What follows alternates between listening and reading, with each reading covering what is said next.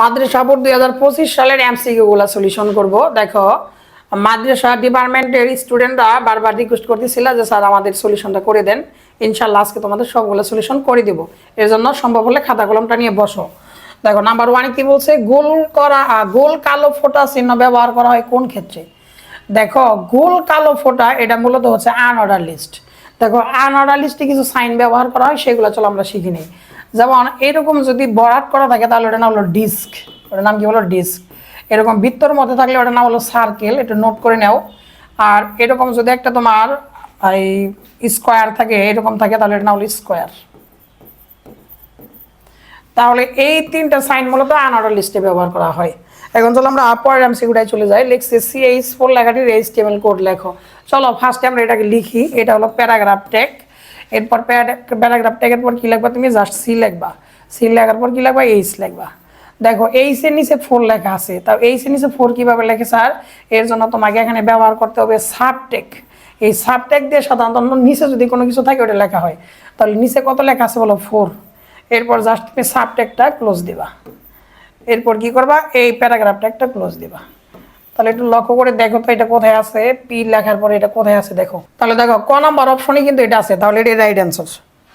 এরপর দেখো আমরা 3 নাম্বার আর 4 নাম্বার প্রশ্নের সলিউশন করব। কি বলছে দেখো, রূপালী ব্যাংকের অভ্যন্তরীণ গ্রাহক সেবা কম্পিউটারাইজড করা হয়েছে, ফলে ব্যাংকের যে কোনো কর্মকর্তা তার কম্পিউটার থেকেই নিজস্ব ব্রাঞ্চের গ্রাহকদের নিমিষেই সেবা দিতে পারেন। বিষয়টি কিছুটা ভোগান্তি কমালেও গ্রাহকদের আরও উন্নত সেবার অংশ হিসেবে সারা দেশে যে কোনো ব্রাঞ্চের গ্রাহককে সেবা দিতে পরিকল্পনা করছে। তার মানে এটা হচ্ছে একটা ক্লাউড কম্পিউটিং। আর মনে রাখবা, ক্লাউড কম্পিউটিং হলো 3 ধরনের। একটা হলো পাবলিক, একটা হলো প্রাইভেট, একটা হলো হাইব্রিড। আর ব্যাংকগুলোতে মূলত তোমার প্রাইভেট ক্লাউড কম্পিউটিং ব্যবহার করা হয়। তার মানে এই ঘ নাম্বার অপশনে দেখো আছে প্রাইভেট ক্লাউড কম্পিউটিং। আর এটা যদি সারা দেশে ছড়িয়ে দিতে চায় তাহলে আমাদের ওয়ান ব্যবহার করতে হবে, মানে ওয়াইড এরিয়া নেটওয়ার্ক ব্যবহার করতে হবে। দেখো 5 নাম্বার কি বলছে, ডেটাবেজের মান ইনপুটের জন্য কোন চিহ্ন ব্যবহার করা হয়। দেখো, আমরা যখন সি প্রোগ্রামে কোনো কিছু ইনপুট দিই তখন আমাদের এই সাইনটা ব্যবহার করতে হয়। এটার নাম হলো এম্বারস্যান্ড বা এটাকে অ্যাড্রেসও বলা হয়। তাহলে দেখো তো অপশনটা কোথায় আছে, এই দেখো খ নাম্বারে আছে। এরপর 6 নাম্বার কি বলছে, ক্লাউড কম্পিউটিং পদ্ধতি প্রধানত কয় ধরনের। তোমাকে কিন্তু অলরেডি আমি বলছি, তারপর আবার বলে নেই। দেখো, ক্লাউড কম্পিউটিং হচ্ছে মূলত 3 ধরনের, পাবলিক, প্রাইভেট এবং হাইব্রিড। তাহলে দেখো 3 নাম্বার অপশন কোথায় আছে, খ নাম্বারে। 2025 সালের এমসিকিউ সলিউশন ক্লাসগুলো মূলত আমি আমার প্রাইভেট বেসের স্টুডেন্টদের জন্য নিচ্ছি, কিন্তু আজকের ক্লাসটা আমি মাদ্রাসা ডিপার্টমেন্টের সকল স্টুডেন্টের জন্য আমার ক্লাসটা ডেডিকেট করে দিলাম। এর জন্য কে কোন মাদ্রাসার স্টুডেন্ট একটু কমেন্টে জানাও। এরপর আসো, দেখো 7 নাম্বার কি বলছে, টেলিমেডিসিন সেবার জন্য। দেখো, টেলি শব্দের অর্থ দূর আর মেডিসিন শব্দের অর্থ চিকিৎসা, দূর চিকিৎসা। আমরা যদি ইন্টারনেট ব্যবহার করে ঘরে বসেই বিশেষজ্ঞ কোনো ডাক্তারের পরামর্শ গ্রহণ করতে পারি, তাহলে ওটাকে বলা হয় টেলিমেডিসিন। তাহলে এটা লক্ষ্য করে দেখো, এখানে বিশেষজ্ঞ চিকিৎসক লাগবে আর ইন্টারনেট লাগবে। ইলেকট্রনিক হেলথ রেকর্ড এটা ম্যান্ডাটরি না, এখানে যেহেতু বলছে যে আবশ্যক, এর জন্য 1 আর 3 ম্যান্ডাটরি। এর জন্য 1, 3 রাইট অ্যান্সার। কোথায় আছে, খ নাম্বারে। 8, 9 নম্বর প্রশ্নের সলিউশন করব। কি বলছে দেখো, দেশের দক্ষিণাঞ্চলে নারকেল একটি জাতের সন্ধান পাওয়া গেলে এটি উচ্চ ফলনশীল ও অধিক রোগ প্রতিরোধ ক্ষমতা সম্পন্ন, তবে নারকেলের সাইজ কিছুটা ছোট। BARI গবেষক দল বিষয়টি নিয়ে কাজ করলেন। উক্ত গবেষণাগারের যন্ত্রপাতিগুলো বিশাল আকার হওয়ায় এক জায়গায় বসে কাজ করা কঠিন ছিল। বর্তমান সরকারের বিশেষ উদ্যোগের আকার ছোট ও নতুন অত্যাধুনিক যন্ত্রপাতি ক্রয় করা হয়। এখন গবেষকগণ স্বল্প জায়গায় দ্রুততার সাথে কাজ করতে পারতেছেন। তার মানে আগে ছিল তোমার বড় বড় যন্ত্রপাতি, এখন হচ্ছে ছোট ছোট যন্ত্রপাতি। আর এটা সম্ভব হয়েছে ন্যানো টেকনোলজির কারণে। তাহলে দেখো তো ন্যানো টেকনোলজি কোথায় আছে, ঘ নাম্বার অপশনে। BARI গবেষক দল নারকেল সংক্রান্ত কাজটি এগিয়ে নিতে পারেন যে প্রযুক্তির সহায়তায়। এখন নারকেলের প্রযুক্তিটা যদি এগিয়ে নিতে চায় তাহলে কি কি করতে হবে বলো। বায়ো ইনফরমেটিক্স তো অবশ্যই লাগবে, জেনেটিক ইঞ্জিনিয়ারিংও লাগবে, ন্যানো টেকনোলজিও লাগবে। 1, 2, 3 রাইট অ্যান্সার। স্যার কোন গেট নির্দেশ করে। দেখো, এরকম সাইন দেওয়ার পর যদি দেখো সামনে এরকম গোল করা, তাহলে এটা হলো এক্স নট গেট। কি গেট বলো, এক্স নট গেট। তাহলে এটা হলো এক্স নট গেট। দেখো, কোন ধরনের নেটওয়ার্কে বেজ স্টেশনের কভারেজ এরিয়া 20 থেকে 80 কিলোমিটার। এটা হলো WiMAX এর এরিয়াটা হলো তোমার 20 থেকে 80 কিলোমিটার। এরপর দেখো 12 নাম্বার কি বলছে, একাধিক ফ্লো একসাথে এসে যুক্ত হয় বোঝাতে কোন প্রতীক ব্যবহার করা হয়। দেখো, সি প্রোগ্রামিংয়ে একাধিক বিষয়কে যুক্ত করার জন্য আমরা বৃত্ত সাইন ব্যবহার করি। আর এইখানে দেখো সেই বৃত্তটা আছে, আর এটা নাম হলো উপবৃত্ত, এটা আমাদের স্টার্ট ব্যবহার করি আমরা, এটা হলো সামান্তরিক, এটা আমাদের ইনপুট আউটপুট ব্যবহার করি আমরা, আর এটা হলো আয়তক্ষেত্র, এটা আমাদের সূত্র প্রয়োগ করি আমরা। যারা এই পর্যন্ত ক্লাসটা দেখলা, যার যার জেলার নাম লিখে কমেন্ট করো। আর এই ধরনের ক্লাসগুলো পাওয়ার জন্য ফ্রি অবশ্যই লাইক কমেন্ট করে রাখবা, শেয়ার করে রাখবা। আর যারা চ্যানেলে নতুন তারা অবশ্যই তো ফলো দিয়ে রাখবা এরকম ক্লাস পাওয়ার জন্য। এখন চলো আমরা এই উদ্দীপকের আলোকে 13 নাম্বার আর 14 নাম্বার প্রশ্নের সলিউশন করি। দেখো এখানে 13 নাম্বার অপশনগুলো ভুল আছে, তারপরে এটার সলিউশনটা আমরা শিখবো। তাই এখন লক্ষ্য করে দেখো, এটা শর্টকাট এবং ডিটেলস দুইভাবেই শেখা যায়। শর্টকাটটাকে বলে নেই। দেখো এখানে 3টাই নর গেট, এটাও নর গেট, তোমার এটাও নর গেট, ওইটাও নর গেট। তাহলে এখানে কয়টা নর গেট আছে? 3টা। যদি 3টা নর গেট একত্রে যুক্ত থাকে সেক্ষেত্রে তুমি একটা জিনিস ফোকাস করবা। দেখো এই দুটার ইনপুট কিন্তু আলাদা আলাদা, মানে এ তার দিয়ে এ যাচ্ছে, এ তার দিয়ে বি যাচ্ছে, মানে দুটো ইনপুটই আলাদা। এই দুটা নর গেটের ইনপুট কিন্তু আলাদা। এখন এই দুটা নর গেটের আউটপুট যা পাইতেছ, তৃতীয় নর গেটের ইনপুট কিন্তু তাই হচ্ছে। যদি এই ধরনের ঘটনাগুলো ঘটে তাহলে মনে রাখবা 3টা নর গেট একত্রে যুক্ত থাকলে ও এন গেটের মতো কাজ করে। কোন গেটের মতো? এন গেট, মানে এটা হলো এন গেট, ডি এর মতো যেটা। তো এটার মধ্যে যদি এ আর বি দাও, আউটপুটে কী পাবো বলো? A B. তার মানে এন গেটের আউটপুটে আমরা কী পাই? এ বি পাই। দেখো এখানে কোনো অপশনে কিন্তু এ বি দেওয়া নাই, এর জন্য এটা হলো ভুল আছে। এখন আসো এটার আউটপুট যে এ বি হয় এটা বের করি। দেখো সে এই তার দা কি যায়? এ যায়। তার মানে নট গেটের ইনপুট দিয়ে যদি একটা ইনপুট হয়, মানে একই জিনিস ইনপুট দিয়ে যায়, তাহলে এটা নট গেটের মতো কাজ করে, এ নট হবে। অনুরূপভাবে এটা বি নট হবে। তাহলে স্যার ওয়াই সমান আমরা কি লিখতে পারবো? দেখো তো এই তার দা কি যায়? এ নট। আর এই তারটা কি যায় বলো? B not. আর এই গেটের কাজ হলো দুটাকে যোগ করে বাড়ি দিয়ে দেওয়া। এখন এই বাড়িটা ভাঙবো, তাহলে এর উপর ডাবল নট প্লাস পজিশনে গুণ দিয়ে দিবা বির উপর ডাবল নট। তাহলে দেখো এর উপর ডাবল বাড়ি থাকার কারণে এই হবে, বির উপর ডাবল বাড়ি থাকার কারণে বি হবে। তার মানে এটা দেখো এটা কিন্তু একই। এখন আসো আমরা 14 নম্বর প্রশ্নের সলিউশন করি। ওয়াই এর মান 1 পেতে হলে, তার মানে যদি আমরা এখানে মানটা 1 পেতে চাই তাহলে কি করতে হবে? তাহলে তোমরা অবশ্যই এদিকে তাকাবা। এ আর বি পাইছো না? তাহলে এ আর বির মধ্যে যেহেতু গুণ সম্পর্ক, এর জন্য তুমি যদি আউটপুট 1 পেতে চাও তাহলে এটা দুটা ইনপুটের মানে 1 দিতে হবে। তাহলে দুটা ইনপুটের মানে 1 দিতে গেলে দেখো যে ঘ নাম্বার অপশনে এর মানও 1, বির মানও 1। এর জন্য কিন্তু এই ঘ নাম্বারই হবে 14 নম্বরের জন্য রাইট অ্যান্সার। যারা এইভাবে বুঝে বুঝে এমসিকিউগুলো সলিউশন করতে চাও, 2025 সালের মাদ্রাসা বোর্ড সহ প্রতিটা বোর্ডের এমসিকিউ ভেঙে ভেঙে বুঝতে চাও, যাদের এমসিকিউ একটু এখনো সমস্যা আছে মনে করতেছ, তাহলে আমার 11 ঘন্টার এমসিকিউ ক্লাস আছে। তুমি এটুকু করলে অবশ্যই ভালো করবে ইনশাল্লাহ। সাথে দেখো বেসিক ক্লাস, রেকর্ড ক্লাসগুলো পেয়ে যাবা, প্রতিটা ওদের বেসিক ক্লাস, সিকিউ এর সলভ ক্লাস, মানে এভরিথিং পেয়ে যাবা। ক এর কমন উপযোগী সাজেশন, এগুলো একদম পিডিএফ আকারে শিট পেয়ে যাবা, যেগুলো অনেক সহজ ভাষায় তোমাদের জন্য লেখা। এর জন্য যে স্যালারি হও না কেন, তোমরা ভর্তি হওয়ার জন্য আমার এই হোয়াটসঅ্যাপ নাম্বার একটা মেসেজ দেও। অবশ্যই ভালো করবে ইনশাল্লাহ। আর এই কোর্সটা করতে পারলে তোমার প্রাইভেটও পড়ার দরকার নাই। আর তুমি যে প্রতিষ্ঠানে পড়ো না কেন, তুমি টপ লেভেলে থাকবা, তুমি সবার চেয়ে বেশি পারবা, এই কনফিডেন্স রাখবা। কারণ তোমাদের জন্য এগুলো ভেঙে ভেঙে এত সুন্দরভাবে বোঝানো হয়েছে যে সবচেয়ে দুর্বল স্টুডেন্ট সেও জানি বেসিক স্ট্রং থাকে। হ্যাঁ, আর যে স্ট্রং স্টুডেন্ট সে তো পুরো আকাশ দিয়ে দৌড়াবো। এখন চলো 15 নম্বর প্রশ্ন সলিউশনটা করবো। কি বলছে? F1 F এর হেক্সাডেসিমাল সংখ্যা, এটা দশমিকে রূপান্তর করতে বলছে।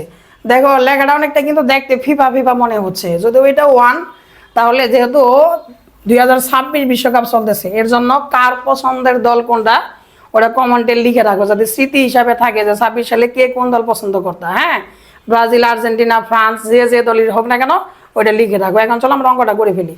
এর জন্য জাস্ট তোমরা ক্যালকুলেটরটা হাতে নিবে, এই ধরনের একটা ক্যালকুলেটর নিবে, এটা নিয়ে কিন্তু তোমরা পরীক্ষার হলে যেতে পারবা। এর জন্য এই ধরনের একটা ক্যালকুলেটর কিনতে পারো, তোমাদের অঙ্ক করার জন্য সহজ হবে। তাহলে মোট বাটনে চাপার পরে তুমি জাস্ট বেস করে চাপার পর এটা কি সংখ্যা? হেক্সার সংখ্যা। এই যে দেখো এখানে হেক্সা লেখা আছে, এক্সের নিচে এক্স বাটনে যাবো, তাহলে হেক্সা আসলো। এখন লেখো F1, তারপর কি লিখবা বলো? FA। এরপর সমান দেওয়ার পর জাস্ট তুমি এটা কি কনভার্ট করতে বলছো? দশমিকে। এখন ডেসিমেল বাটন যাবো। ডেসিমেল বাটন কোথায় আছে স্যার? দেখো এই যে এক্স স্কোয়ারের নিচে ডেসিমেল বাটন আছে। তাহলে দেখো 61946 এখানে আছে, এটা হলো রাইট অ্যান্সার। তাহলে যার যার দলের নাম লিখে কমেন্ট করো। এখন আমরা 16 নাম্বার সলিউশন করবো। দেখো লিখছে A + B হোল নট, একদম মামুলি একটা ম্যাথ। তো একটা মাথায় রাখবা, এটা হলো তুমি যদি ভাঙের একটা বাড়ি, এটা মজা করে পড়ি, মনে করে একটা বিস্কুট। এই বিস্কুটটাই যে আবুল রে অর্ধেক দাও আর বাবুল রে অর্ধেক দাও আর প্লাস পজিশনে গুণ দিয়ে দাও, তাহলে A + B হোল নট সমান কি লেখা যায়? A not into B not. তাহলে দেখো A not into B not আছে কোন অপশনে? দেখো এই যে বড় গ নাম্বার অপশনে A not into B not আছে, এটাই রাইট অ্যান্সার। এরপর আসো 17 নাম্বার কি বলছে, নেটওয়ার্ক তৈরির জটিলতা বিবেচনা করে কোনটি ব্যবহার করা হয়। দেখো নেটওয়ার্ক তৈরির জটিল হয় সবচেয়ে হলো ম্যাশ টপোলজিতে, কারণ ম্যাশ টপোলজিতে প্রতিটা কম্পিউটার একটা আরেকটার সাথে কানেক্টেড থাকে, অনেক তারের প্রয়োজন হয়, এর জন্য বাস্তবায়ন করাটা জটিল, মাথায় রাখবা। এরপর আসো আমরা এই উদ্দীপকে পড়ে 18 নম্বর প্রশ্নের উত্তর দিব। কি বলছে, উত্তর দাও দশমিক থেকে অক্টাল রূপান্তর করার জন্য। তো এখানে আউটপুট পেতে প্রোগ্রামটিতে নিচের কোন লাইনটি সঠিকভাবে লিখতে হবে। দেখো আউটপুট প্রদর্শন করে হলো প্রিন্টএফ, তো প্রিন্টএফের লাইনটা কিভাবে লিখতে হবে এইটা এখানে একটু দেখতে হবে। দেখো তো দেখো আমি টেকনিক শিখাই, এখানে স্ক্যানএফ জীবনেও হবে না, কারণ প্রিন্টএফ ছাড়া কখনো হবে না।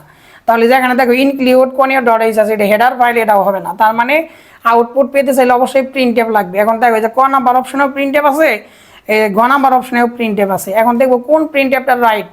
দেখো অক্টাল নাম্বার লেখা পার্সেন্টেজ, ও হ্যাঁ অক্টালের হলো তোমার প্রকাশ করার জন্য উদ্যা প্রকাশ করতে হয়, এটাও রাইট।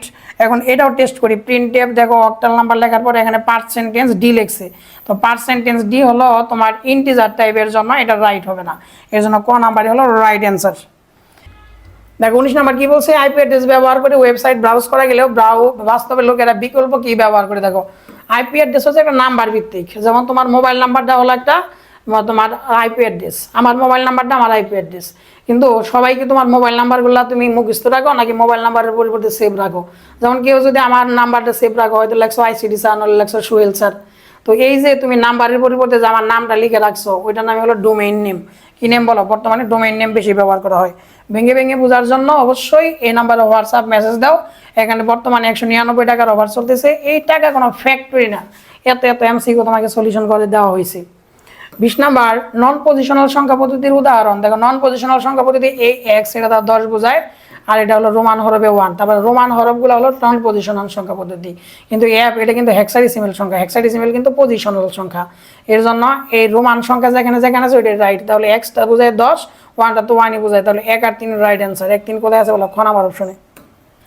এরপর দেখো 21 নাম্বার কি বলছে, নিচের কোনটি ক্রায়োজেনিক এজেন্ট হিসেবে ব্যবহার করা হয় না। দেখো হাইড্রোজেন ক্রায়োজেনিক এজেন্ট হিসেবে ব্যবহার করা হয় না। কম্পিউটারের কেন্দ্রীয় প্রক্রিয়াকরণে ব্যবহৃত ডিভাইস কোনটি, মাইক্রোপ্রসেসর। দেখো এই অঙ্ক দিয়ে বলছে যে এটা অক্টালে রূপান্তর করো, তো এই ধরনের ম্যাথগুলো কি করবা, ফার্স্টে তুমি লিখবা 1011, লেখার পর কি করবা, জাস্ট বাইনারি যোগ করো 1101, আগে কিন্তু বাইনারি যোগ করে নিবা। বলো 11 যোগ করলে কি হয়, 0 হয়। হাতে আছে কত, 1, আবার উপরে লেখো, এই লাইনে 1 কয়টা, দুইটা, 1 মানে 0। হাতে আছে 1 কত বলো, হাতে আছে 1, এটা আবার উপরে লেখো, 2টা 1 কত, এই লাইনে 1 আছে 2টা, 1 0। হাতে আছে আবার কত বলো, 1, দেখো এই লাইনে 1 কয়টা, 3টা 1 যোগ করলে হয় 1, আর হাতে থাকে 1। তাহলে এটা হলো তোমার টোটালি দুটার বাইনারি যোগফল। এখন বাইনারি থেকে স্যার অক্টালে কিভাবে কনভার্ট করে, তোমরা জানো বাইনারির সাথে অক্টালের সম্পর্ক হলো অক্টালের 1 ডিজিট, বাইনারির 3 বিট। তাহলে এই যে 3টা করে আলাদা করে মার্কিং করো। দেখো এখানে 3টা মার্কিং হয়েছে, কিন্তু এখানে 2টা আছে, এর জন্য বাম দিকে একটা শূন্য দিতে হয়। এখন 3টা হয়েছে, তাহলে দেখো এটাতে বুঝাইতেছে 2 আর 1 3। এটা এই টেকনিকে করলাম আমরা, আর তোমার 4 to 1 টেকনিক।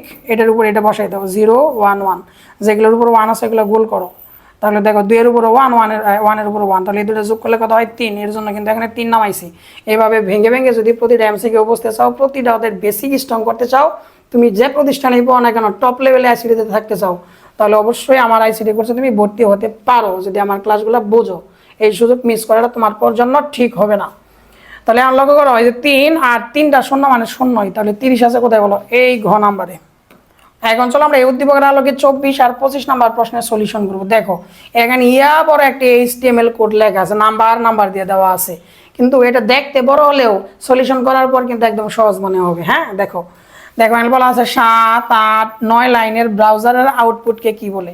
স্যার এই যে 7 8 9 এখানে ইউএল লেখা আছে, স্যার ইউএল কি, স্যার ইউএল হলো আনঅর্ডার লিস্ট।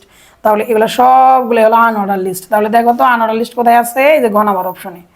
এরপর বলছে 11 নং লাইনটি সঠিকভাবে প্রদর্শনের ট্যাগ কোনটি। স্যার 11 নাম্বার লাইনে এখানে একটা আরবি ভাষা দেওয়া আছে, আর HTML এর মধ্যে তুমি যখন ভাষাগুলো ইনপুট দিবা তখন তোমাকে মেটা চার্টশিট ব্যবহার করতে হয়। দেখো তো কোথায় কোথায় মেটা চার্টশিট আছে, স্যার সব জায়গায় আছে, কিন্তু প্রথমেই ব্যাকস্ল্যাশ দা শুরু করছে, ক্লোজিং ট্যাগ দা শুরু করছে, মেটা, এর জন্য এটা হবে না। এখানে মেটা চার্টশিট আছে, কিন্তু এখানে কোনো স্পেস নাই, এর জন্য এটাও হবে না। মেটা আছে, এখানে স্পেস আছে, এটা হওয়ার সম্ভাবনা আছে, কিন্তু এখানে ঝামেলা বাজাই দিছে। এটা হলো অ্যাট্রিবিউট ভ্যালুগুলা কখনো এরকম ব্যাকস্ল্যাশ দা শুরু হয় না। এরপর এই ঘ নাম্বার কি ম্যাটার আছে, এখানে স্পেস আছে, এখানে অ্যাট্রিবিউট ভ্যালুটাও চমৎকারভাবে লিখছে, এর জন্য এটাই হলো রাইট অ্যান্সার। এইভাবে প্রতিটা এমসিকিউ তুমি যদি বুঝে বুঝে করতে পারো, আমি আশাবাদী তোমার এমসিকিউ কোনো সমস্যা হবে না। এর জন্য যাদের এমসিকিউ সমস্যা, এই নাম্বারে একটা হোয়াটসঅ্যাপ মেসেজ করতে পারো।